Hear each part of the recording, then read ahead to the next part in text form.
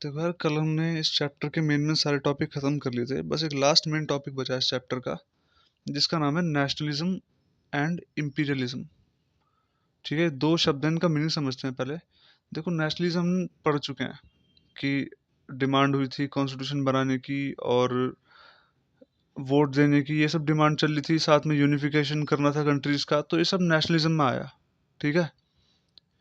Imperialism क्या होता है? देखो, इंपीरियलिज्म वो होता है कि जब तुम अपना कंट्री तुम्हारे पास है लेकिन तुम इस कंट्री को फैलाना चाहते हो। ठीक है। देखो, यूनिफिकेशन और इंपीरियलिज्म में डिफरेंस है। यूनिफिकेशन होता है तुमने लैंग्वेज के बेस पर या किसी एक बेस पर उस कंट्री को, उस पार्ट को अपने साथ मिलाया है, वहाँ के लोग तुमसे खुश हैं, सब कुछ बढ़िया है। ठीक।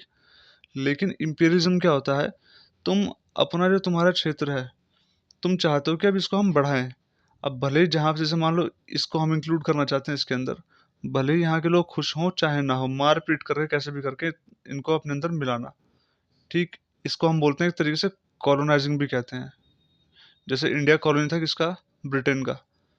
ठीक है ना। इंडिया के साथ गलत तरीके से उसका मतलब शोषण करता था ना ब्रिटेन, तो इसको हम इंपीरियलिज्म भी कहते हैं, साम्राज्यवाद, अपना साम्राज्य बढ़ाना। ये इसकी स्टार्टिंग कैसे होती है? देखो, जब ये जो बड़े बड़े कंट्रीज थे, जब ये यूनिफाई हो जाते हैं, जैसे मान लो प्रशिया था, प्रशिया यूनिफाई हो गया, वो जर्मनी बन गया। जैसे सार्डिनिया पीडमन था, वो यूनिफाई हो गया, वो इटली बन गया। ब्रिटेन भी बड़ा होकर इटली मतलब यूनाइटेड किंगडम बन चुका था। ऐसे ही उस टाइम अमेरिका और ये सब भी कंट्रीज काफ़ी बड़े बड़े बनने लगे, तो ये बड़े और पावरफुल कंट्रीज हो गए। और उस दौरान क्या हुआ कि जो लोग यहाँ पर कह रहे थे ना कि हाँ भाई हमारा कंट्री को यूनिफाई करो, नेशनलिज्म के बारे में जो बात कर रहे थे, होता क्या है, उन्हीं लोगों की वजह से अब ये ना इंपीरियलिज्म पर चले जाते हैं। उन लोगों को खुश करने के लिए यहाँ के जो राजा होते हैं, यहाँ के जो चीफ मिनिस्टर प्राइम मिनिस्टर होते हैं, वो करते हैं क्या? कॉलोनाइज बनाना, इंपीरियलिज्म करना। इसमें सबसे बड़ा जो इफेक्ट पड़ता है वो पड़ता है 1871 में बाल्कन्स पे। ठीक। बाल्कन्स क्या है, एक बार मैप में देखते हैं। देखो भाई, ये है वर्ल्ड मैप। ठीक। इसमें हमने पढ़ा था कि यूरोप कहाँ पड़ता है। ये वाला जो रीजन है यूरोप पड़ता है, सब जानते हैं। ठीक। इसको हम थोड़ा सा मैग्नीफाई करके थोड़ा सा और डिटेल में देखते हैं क्या था इसमें। हम इसे थोड़ा सा जूम इन करेंगे तो हमें यहाँ पर ग्रीस दिखाई देगा। ठीक है। ये रहा ग्रीस। यहाँ पर कुछ छोटे छोटे कंट्रीज और भी हैं। ठीक है। ये सारा रीजन जो है पूरा, देखो मैंने तुम्हें एक चीज़ बताई थी कि कोई भी इलाका जो तीन तरफ से पानी से घिरा है उसको हम बोलते हैं पेनिनसुला। ठीक है ना। जैसे इंडिया का नीचे वाला पार्ट पानी से घिरा हुआ है तीन तरफ से, तो हम इसको बोलते हैं इंडियन पेनिनसुला या पेनिनसुला इंडिया। ठीक।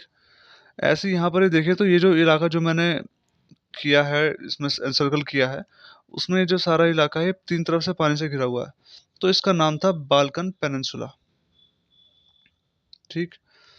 ये बाल्कन पेनिनसुला जो था, इसमें बहुत सारे कंट्री आते हैं, मैसेडोनिया, ये ग्रीस और ये बहुत सारे कंट्री आगे नाम लिखा हुआ है चैप्टर में। तो था क्या ना, ये सारा का सारा जो बाल्कन पेनिनसुला था, ये सारा का सारा ऑटोमन एम्पायर में था, जो कि टर्की बेस्ड था। टर्की कैपिटल थी उसकी, और ऑटोमन एम्पायर के अंडर में सारा कुछ आता था। तो हुआ क्या, हमने पढ़ लिया Greek war of independence. Greek war of independence, उसमें हमने पढ़ा था कि 1832 में वो ऑटोमन एम्पायर से आज़ाद हो जाता है। जब हम ग्रीस को यहाँ से हटा दें, तो बाकी और कंट्रीज थे ना, वो अब भी टर्की के जो ऑटोमन एम्पायर था उसके अंडर थे। ठीक।